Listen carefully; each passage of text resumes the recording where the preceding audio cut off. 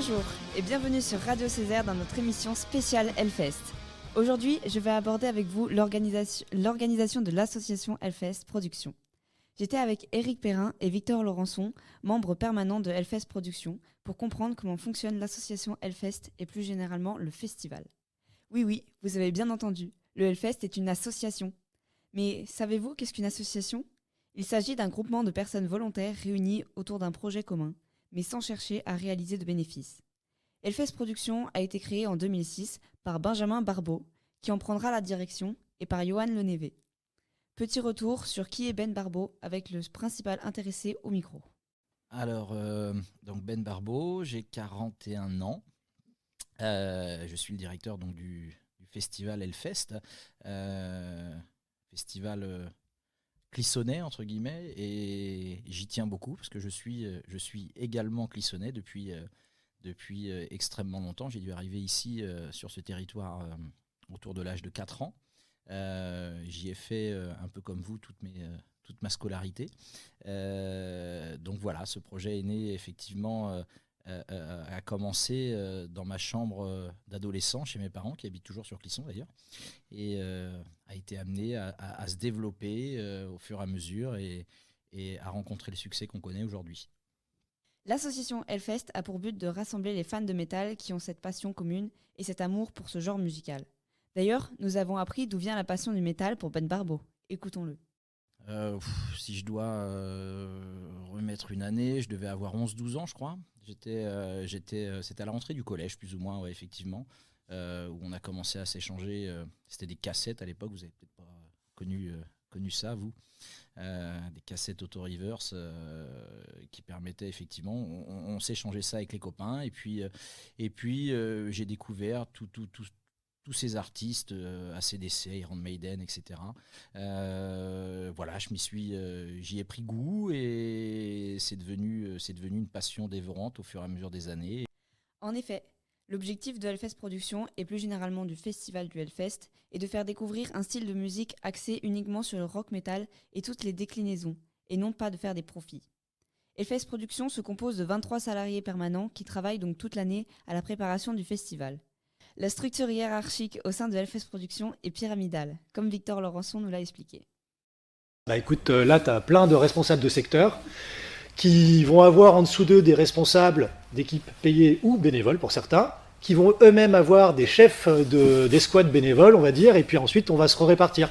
Donc oui, ça fonctionne de manière pyramidale, avec des secteurs de responsabilité qui vont être très vastes tout en haut, et ensuite qui vont se spécialiser pour que finalement, les personnes tout en bout de ligne sachent très très bien faire accomplir leur mission sur un territoire géographique, mais également un territoire de compétences, plus précisément, et en n'ayant pas la grande responsabilité qui est tout en haut de la pyramide. On le voit donc, chaque personne a une fonction bien précise. En effet, les bénévoles sont aussi importants que les techniciens. Enfin, Hellfest Productions fait aussi appel à environ 200 entreprises sous-traitantes ayant chacune son rôle à jouer dans l'organisation du festival. Pour conclure notre enquête, je me suis demandé comment Ben Barbeau recrutait son équipe permanente. Voici sa réponse.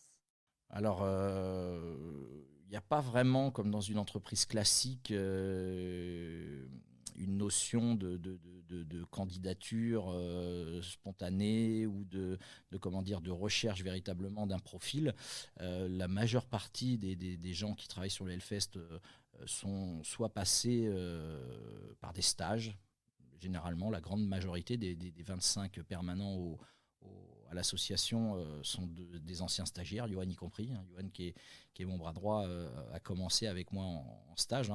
Et sont des gens finalement, parce qu'on est tellement dans un métier atypique, vous le verrez, il n'y a pas vraiment finalement d'études qui préparent à ce genre de métier, qu'on se base surtout sur la motivation, l'envie, le dynamisme. On s'appuie là-dessus pour ensuite effectivement peut-être ne pas dans un premier temps pouvoir compter sur une expérience notable. Mais l'envie finalement de la personne va l'amener à donner énormément et à pouvoir créer elle-même sa propre expérience au sein du festival. et donc devenir un pion essentiel dans l'organisation. Donc finalement, ça se fait là aussi assez naturellement. Jamais, même pour le poste, des postes très spécifiques de comptabilité ou de secrétariat, on a fait appel finalement à des gens sortis pile poil d'études. On a plutôt fait marcher nos réseaux avec des gens qui nous montraient une sincère envie de s'impliquer et de faire partie de cette aventure. Voilà, on se base plutôt là-dessus pour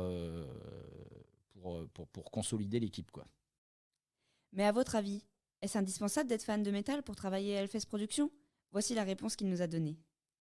On va pas se le cacher, oui et non. Oui et non, c'est-à-dire que il faut, je ne demande pas à ce que les gens en soient en adoration devant cette esthétique musicale, mais il faut quand même qu'il n'y ait pas que ça soit pas rejeté, parce que bon, l'esthétique musicale fait quand même partie pleinement du projet, et quelqu'un qui aurait de l'urticaire rien qu'à écouter ce genre de musique ou à, je sais pas, visuellement ne pas être à l'aise avec les codes, etc. Je pense que ça serait compliqué de toute façon, comme je le disais tout à l'heure.